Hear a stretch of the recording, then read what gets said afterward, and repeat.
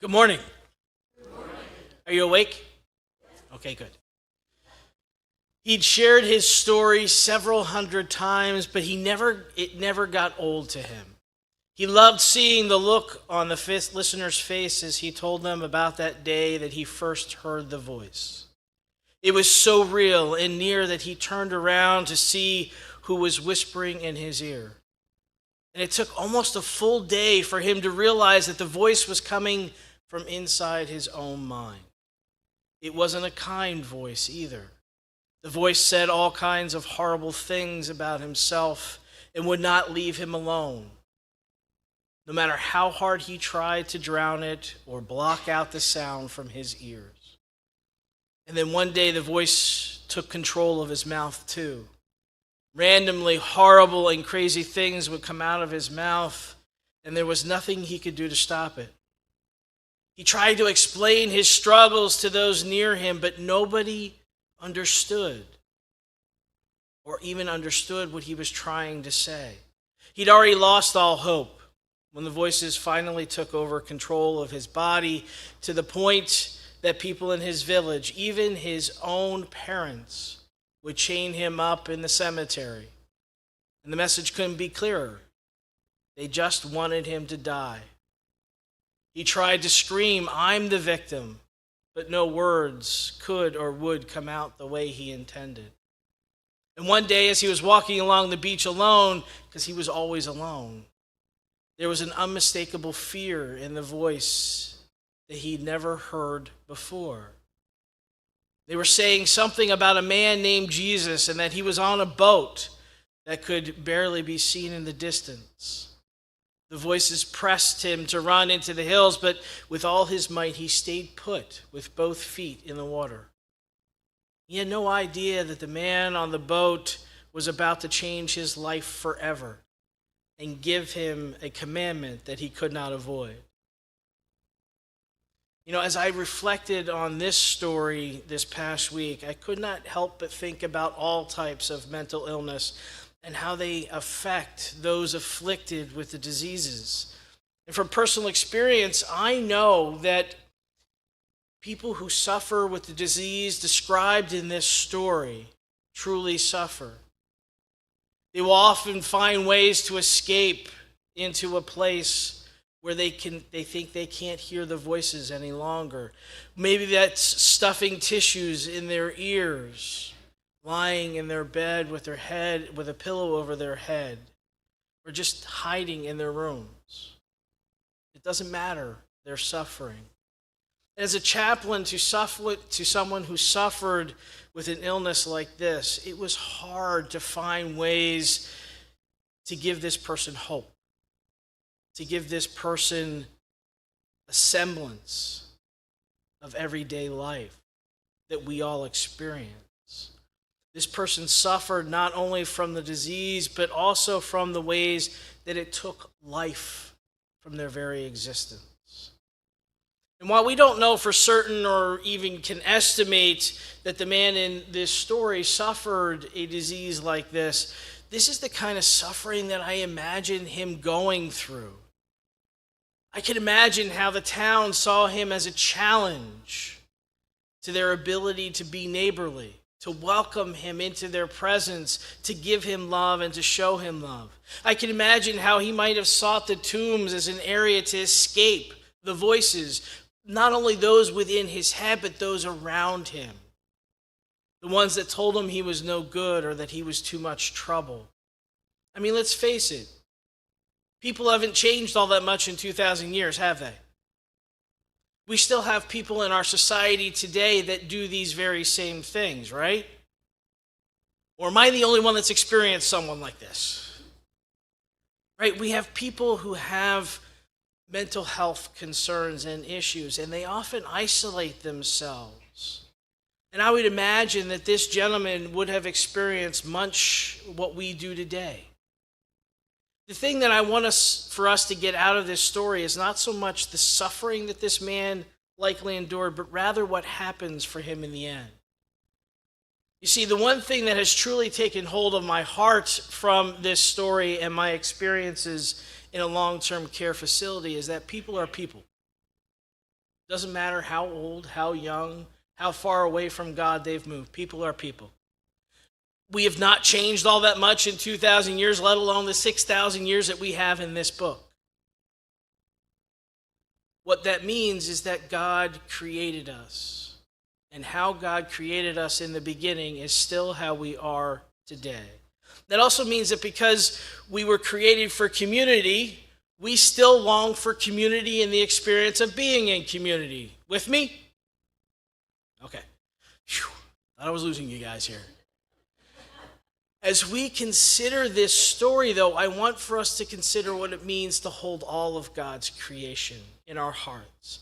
And that means all of God's people, regardless of what they might be going through in their lives. And that, to me, is the point of this story. So let's break it down a little bit, because I think we need to see it anew for our 21st century world. Let's start just before this passage to get us into the story this morning. And according to Luke, the stories that precede this one are a portion of Jesus' teaching on the plain, when he's standing near the Sea of Galilee telling folks about the woes. Right? You with me? Okay. Just before the passage, we hear how Jesus calms the storm on the Sea of Galilee and ultimately calms the fears of the disciples as well in the process. What I find the most important piece about this is that Jesus had just finished spending a lot of energy and time telling people about who and what they would be if they would follow him. And he has decided to purposely go across the sea to spend time in a Gentile region, an area that many who surrounded him, if not all of the disciples, had likely never been, a place that they did not know. And this is important because it's important to understand how the people of this area and the man who ultimately gets healed responded to Jesus' healing. Now that's our background for our story this morning. So let's think about this man who calls himself Legion. Right? Who is he? Well, we're told that he is a demon-possessed man from the town. And for a long time, he had not worn clothes or lived in a house, but had lived in the tombs. Now imagine that. Imagine being someone who was so possessed by what was going on in your life that you couldn't even clothe yourself. You didn't seem like you were in your right mind. He had lived in the tombs naked for a long time. What is not specifically stated, aside from him being a Gentile, which means that he is also opposite to what Jesus represented. That opposition stands in contrast to who Jesus represents, right? And what Jesus brings to him. Now here's a man who may not have known or heard about Jesus, yet he knew who he was, because the first thing he says, well, actually shouts at him, it says, "What do you want with me, Son of the Most High God?" What do you want with me? And I wondered what that might mean for you today. First of all, he's not talking to Jesus. He's shouting at him. And when is the time that we most do that in our lives? When we're mad, angry, when we're scared, right? Or am I the only one that screams when they're scared? All right, just checking. I wonder if this man might actually have recognized the power of Christ standing behind him or in front of him. And that brought out a tremendous amount of fear. Being afraid can make us do some silly things in our lives, can't it? Even more so, make some really silly decisions. Yes? Well, this man, like the man in the story before, is likely suffering. I mean, think about it. He was alone. He had no community, no one to help him, nobody to help him survive. He was living in the tombs. And I don't know about you, but living in a cemetery might scare me just enough by itself. He was likely not in his right mind. I mean, how did we feel when we came out of isolation from COVID? Did we feel out of place, out of sorts, felt like maybe we were in the wrong place in the wrong time? We were scared. He was isolated. And how long do you think any of us would survive being isolated from our neighbors and our friends and our family? We didn't do so well over 2 years, did we? The point is that, and what really sticks out to me is how Jesus responds. We hear that Jesus tells the demons to leave this man alone. Despite all of his power, the demons that this man fights are on his own. And they continue to hold on to his spirit and his mind. And that made me think, I wonder what kind of demons he might have faced as he stood face to face with Jesus. God in the flesh. Maybe something that he didn't want to let go of. Yet despite all this, we are never told that Jesus ever loses his temper, or gets excited, or shouts back. He just says, okay, here's somebody in need. Here's somebody that needs me. We are thinking that this man likely had a mental condition, right, which caused him to be violent and uncontrollable.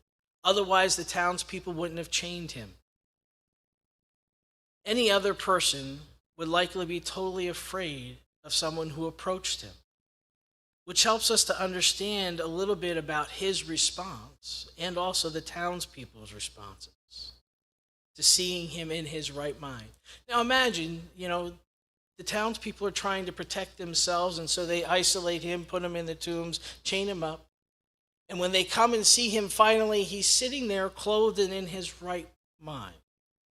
How odd that must have seemed to them. I wonder how many of us have ever encountered someone in our lives that seemed unlovable or maybe even hard to love.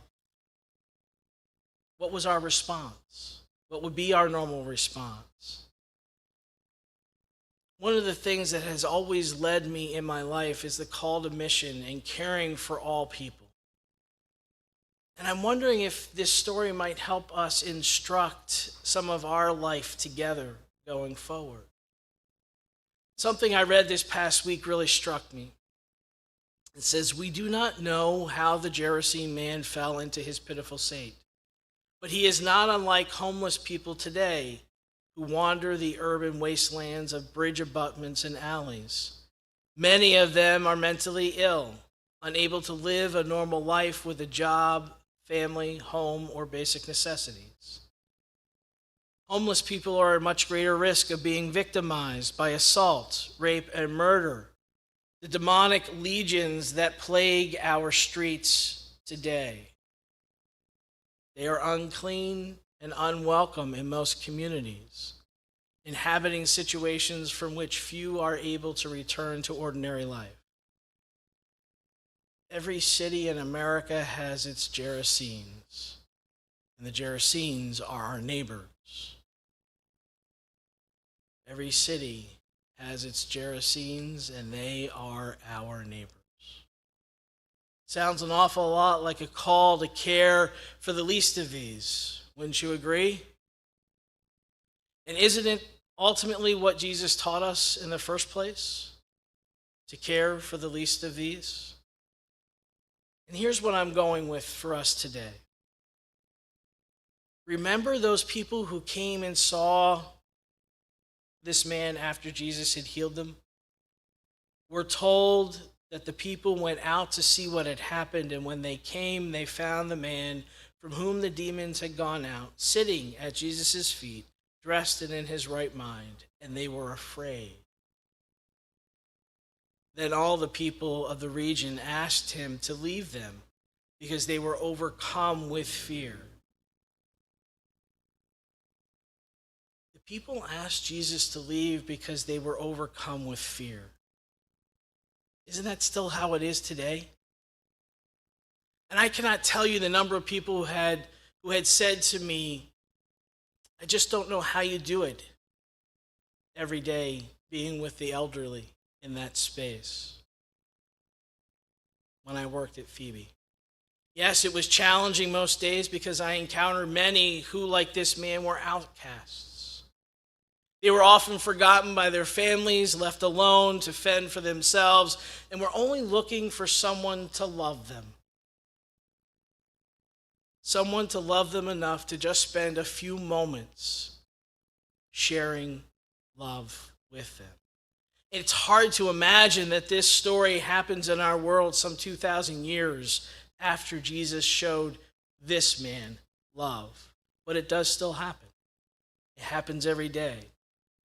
This man could represent the lost and the lonely of our world. Whether by choice or not, it does not matter.